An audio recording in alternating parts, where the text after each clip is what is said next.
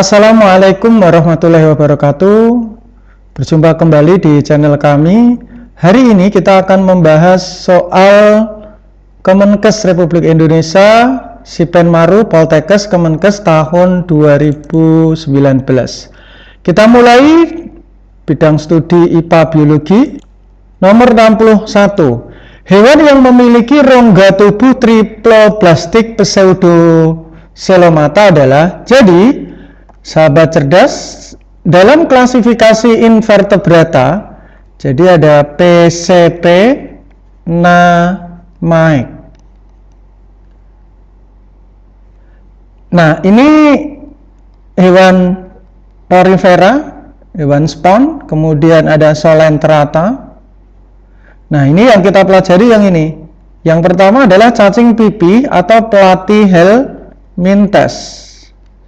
Yang kedua cacing gilik bulat namanya Nematelminthes. Yang ketiga adalah Annelida atau cacing gelang. Yang keempat ada moluska. Nah, yang ditanya ini ada hewan berkaki berruas-ruas Arthropoda dan hewan berkulit duri atau Echinodermata. Nah, kelompok dua ini adalah diploblastik. Tubuhnya dua lapis. Sementara ke sini adalah triploblastik, sahabat cerdas ya. Jadi ini sudah 3 lapis. Nah, kelompok cacing, yang pertama ada cacing pipi, kemudian Nema itu cacing bulat, gilik, Annelida ini cacing gelang. Nah, bedanya adalah kalau cacing pipi itu triploblastik, nggak punya rongga atau acelomata. Kalau yang berongga semu itu pseudocelomata, hanya dimiliki Nematelminthes. Kalau ini, nah kesini ini semua, Annelida sampai ke Echinodermata itu sudah berongga sejati atau celomata. Sehingga kalau ditanya pseudocelomata hanya cacing gilik, nomor 4 saja. Ya, nomor 61 jawabannya adalah D. Lanjut nomor 62. Manfaat penggunaan sinar gamma dari isotop fosfor 32 dalam bidang pertanian adalah, jadi radioisotop sinar gamma ini ya, ini ada radiasi isotop fosfor 32, ini digunakan sebagai perunut ya di dalam bidang pertanian, yaitu adalah untuk merunut pupuk fosfat ya, fosfor atau fosfat. Nah, biasanya dia digunakan sebagai ya, gerakan pupuk itu fosfat itu seperti apa? Nah, jadi biasanya mencampur radioisotop ini ke dalam pupuk fosfat. Nah, sehingga gerakan fosfat ini dari air diserap oleh akar sampai ke daun itu seperti apa? Sehingga akan digunakan ya waktu yang tepat untuk proses pemupukan. Nah, ini jadi dapat digunakan untuk waktu pemupukan yang tepat. Nah, sementara kalau padi IR ini hasil persilangan atau hibridisasi, kalau padi atomita ini dengan sinar gamma Cobalt 60. Ya, Cobalt ini ya, sinar gamma Cobalt 60. Nomor 62C. Nah, kita lanjutkan nomor 63. Pada tahap transfer elektron terjadi di mana dalam jumlah ATP yang dihasilkan berapa? Sahabat cerdas, tahap respirasi aerob ada glikolisis, dekarboksilasi, siklus Krebs dan transfer elektron. Nah, satu-satunya yang terjadi di sitoplasma atau sitosol itu hanya glikolisis, berarti ini nggak boleh. Sementara dekarboksilasi, siklus Krebs dan transfer elektron sudah terjadi di mitokondria. Nah, transfer elektron itu mengubah NADH itu akan menjadi ATP. Biasanya 1 NADH itu setara dengan 3 ATP, sekaligus mengubah FADH juga menjadi ATP. Nah, 1 FADH setara dengan 2 ATP. Padahal total itu yang ada di dalam transfer elektron itu ada 10 NADH dan 2 FADH. Sehingga 10 NADH itu akan diubah menjadi 30 ATP. Sementara 2 FADH akan diubah menjadi 4 ATP. Akhirnya transfer elektron itu akan menghasilkan 34 ATP, sahabat cerdas ya. Jadi jawabannya nomor 63E. Nomor 64. Nitrogen dalam tumbuhan Tracheophyta diserap dalam bentuk apa? Jadi Tracheophyta adalah tumbuhan yang memiliki pembuluh angkut xilem dan floem. Nah, jadi nitrogen yang ada di alam ini itu harus diserap oleh akar, ya. Itu nanti harus diikat dulu, diubah menjadi amoniak, ya. Kemudian diubah menjadi nitrit, dan terakhir diubah menjadi nitrat. Nah, senyawa nitrat inilah yang akan diserap oleh akar-akar tumbuhan, akan digunakan untuk asimilasi N atau untuk mensintesis protein. Asimilasi N itu mensintesis protein. Nah, jadi nitrogen di alam itu dalam bentuk ion nitrat, sahabat cerdas ya. Selain ada nitrat, jadi ini ada NH3, nanti diubah menjadi NO2-, terus menjadi NO3-. Nah, nitrat. Selain nitrat bisa juga diserap dalam bentuk ion amonium atau NH4. Oke, nomor 64A. Lanjut nomor 65, gas berikut yang menyebabkan hujan asam. Jadi sahabat cerdas ya, hujan asam itu disebabkan paling utama adalah gas yang menyebabkan pH-nya rendah. Ada SO dan NO. SOX dan NOX ya. Nah, bagaimana prosesnya? Contohnya begini ya. Ada SO2, 2 SO2 ya. Biasanya ditambah dengan oksigen itu akan membentuk ya. Jadi di sulfur oksigen ya, di sulfur dioksida sama oksigen akan menjadi trioksida ya, sulfur trioksida. Nah, nanti SO3 ini akan ketemu dengan air, nah menjadi H2SO4. Nah, seperti ini. Jadi asam sulfat inilah yang menyebabkan hujan asam. Jadi hujan asam itu ini salah satunya. Kemudian yang kedua bisa juga dari NOx ya.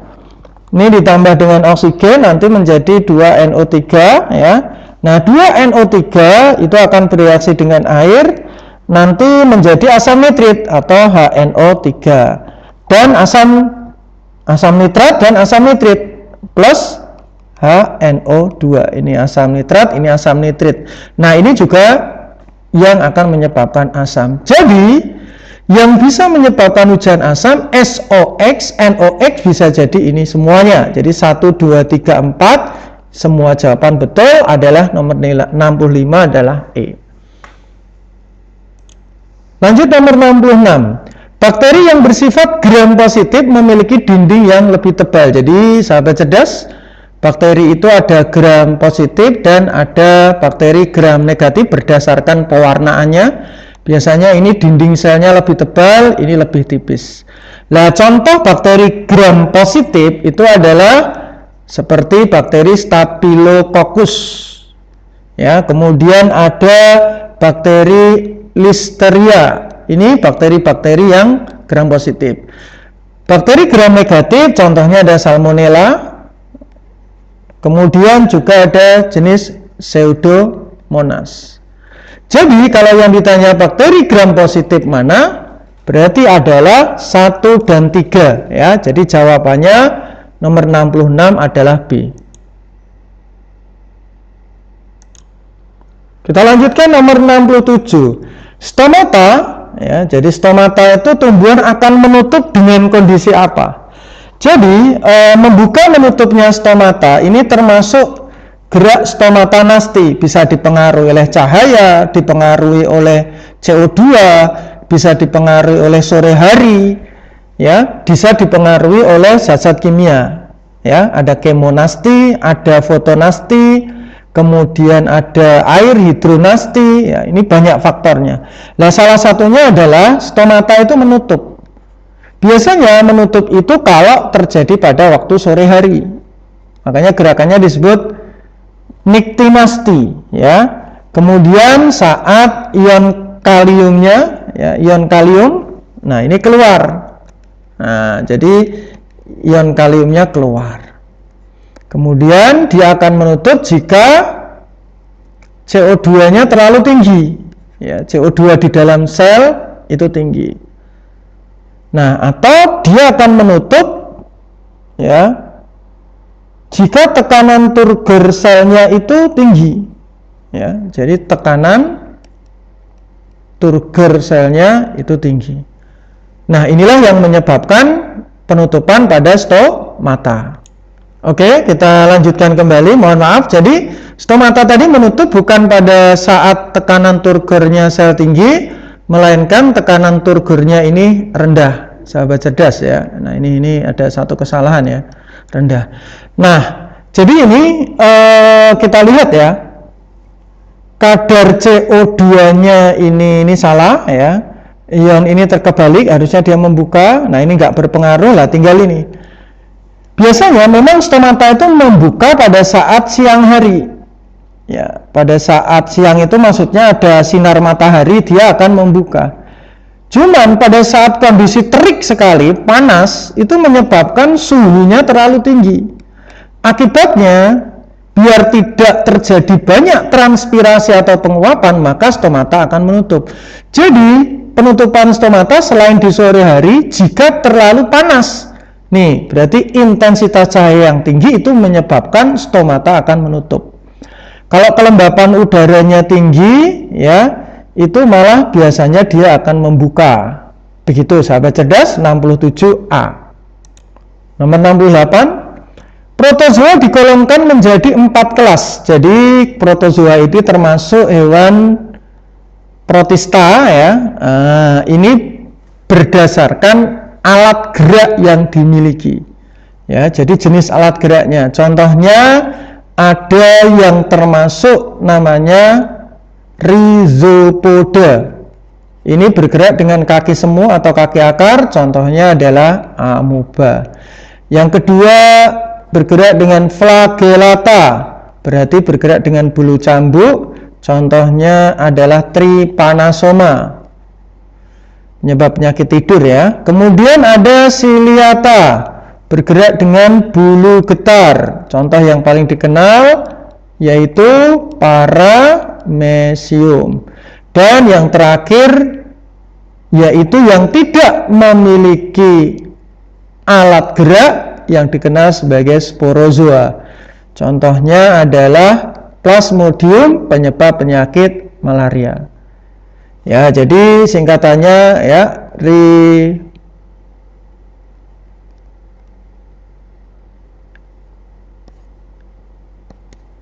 rhizopoda, flagellata, rhizis, ciliata, dan sporozoa.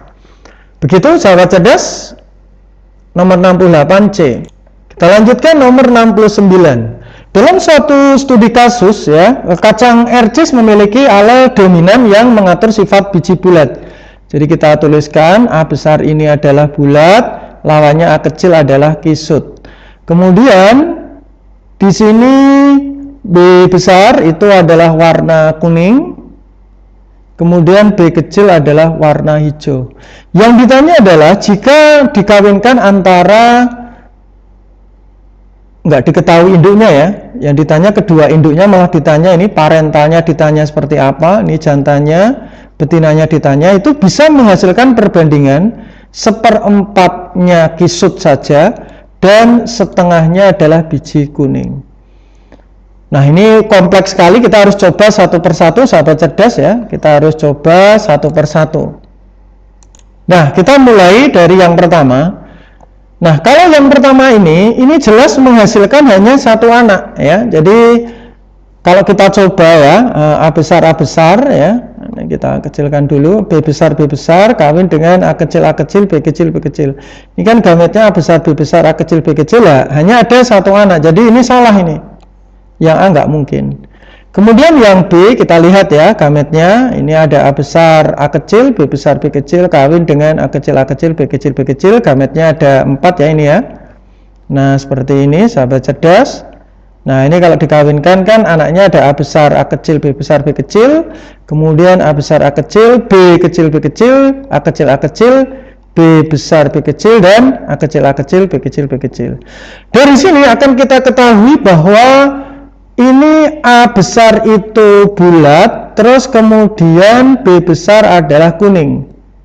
Ini ada bulat kuning, ini ada bulat hijau, ini ada kisut kuning, dan terakhir ada kisut hijau. Yang ditanya adalah seperempatnya adalah kisut, seperempatnya. Nah ini seperempat, kalau ini ada 2 di antara 4, berarti setengah ini salah. Oke ya, yang B salah. Kita lanjutkan yang C ya. A besar A kecil, B besar B kecil kawin dengan A besar A kecil, B kecil B kecil. Nah ini gametnya A besar B besar, A besar B kecil, A kecil B besar, dan A kecil B kecil. Ini ada A besar B kecil, A kecil B kecil. Nah ini anaknya ada 8 ya, sahabat cerdas ya. Ini kita tulis ya, A besar B besar B kecil, terus ya. Nah seperti ini hanya besar. Ini B kecil, A besar, A kecil, B kecil, B kecil, A besar, A kecil, B besar, B kecil, A kecil, A kecil, B besar, B kecil, A besar, A kecil, B besar, B kecil, dan terakhir ini. Nah, kita lihat ya. Kita hitung, ini adalah warna, kita hitung ya, ada bulat kuningnya ada berapa, kita cek, ada bulat hijaunya ada berapa, terus ada kisut kuningnya ada berapa, dan ada kisut hijaunya ada berapa. Ini bulat kuning 1, ini bulat kuning ya, ini bulat kuning ya, ini bulat kuning ya, bulat kuningnya ada 4 ya. Kemudian bulat hijau, ini bulat hijau, ini bulat hijau, bulat hijaunya ada 2. Terus ada kisut kuning ya, ini bulat, ini kisut kuning ada 1, dan kisut hijau ada 1. Nah, sekarang yang ditanyakan adalah seperempat kisut saja. Ini yang ditanya kisut saja, sahabat cerdas ya. Jadi kisut itu adalah A kecil. Kita lihat ya, yang ada A kecilnya. Ini ada 2. Nah, ini kisut saja nih. Berarti 2 di antara 8 atau sama dengan seperempat. Ini kisutnya saja. Berarti kisutnya seperempat ini udah bener. Ini udah bener nih. Terus yang kedua setengahnya biji kuning. Nah, kita lihat yang biji kuning di sahabat cerdas ya, sahabat cerdas. Yang kuning adalah B besar.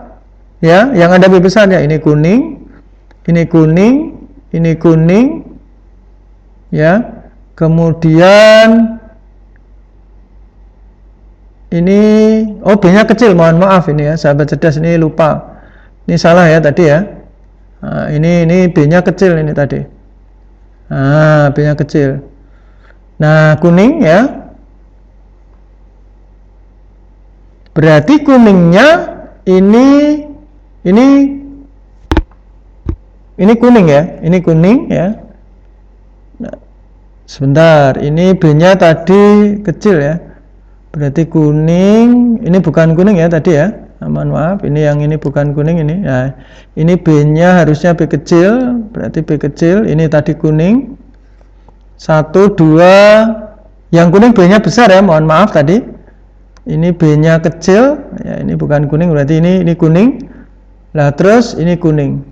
Berarti yang kuning ini tadi ya, mohon maaf. Jadi kuningnya ada 4 di antara 8. Berarti kuningnya ada 4 di antara 8, berarti sama dengan 2/4 atau setengah. Nah ini benar berarti. Berarti yang benar adalah yang C. Yang ini nggak perlu kita cari ya, sahabat cerdas. Nomor 69C. Kita lanjutkan, terakhir nomor 371, nomor 70 itu pelajaran kimia. Urutan basa nitrogen mRNA hasil transkripsi menggunakan cetakan DNA komplement ya, dari berikut ini ya. Nah, sekarang kita perhatikan ya. Ini adalah DNA, sahabat cerdas ya. Nah, ini DNA-nya ada CAT, GCATT. Nah, DNA itu akan mencetak, melakukan proses yang disebut sebagai transkripsi, ya. Jadi transkripsi ini. Nah, ini akan mencetak namanya RNA duta atau mRNA. Berarti pasangannya mRNA, kalau DNA pasangannya ingat Dina, ingat Agustus, ya. Ini bahasa Purin, ya, berpasangan dengan pirimidin, A dengan T, nanti G dengan S itu pada DNA.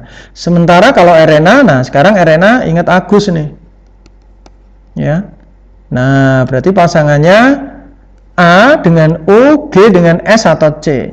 Nah, ini pasangan pada RNA. Berarti kita lihat mRNA C, ini pasangannya G berarti. Ini G, A dengan U. Nah, T nggak ada, kita kembali ke sini. Berarti A. Ini C, ini G, ini U, ada A. Berarti jawabannya adalah A. Demikian sahabat cerdas pembahasan soal ujian masuk, ya, SIPENMARU, seleksi penerimaan mahasiswa baru Kemenkes tahun 2019 bidang studi biologi. Terima kasih. Billahi taufik wal hidayah. Assalamualaikum warahmatullahi wabarakatuh.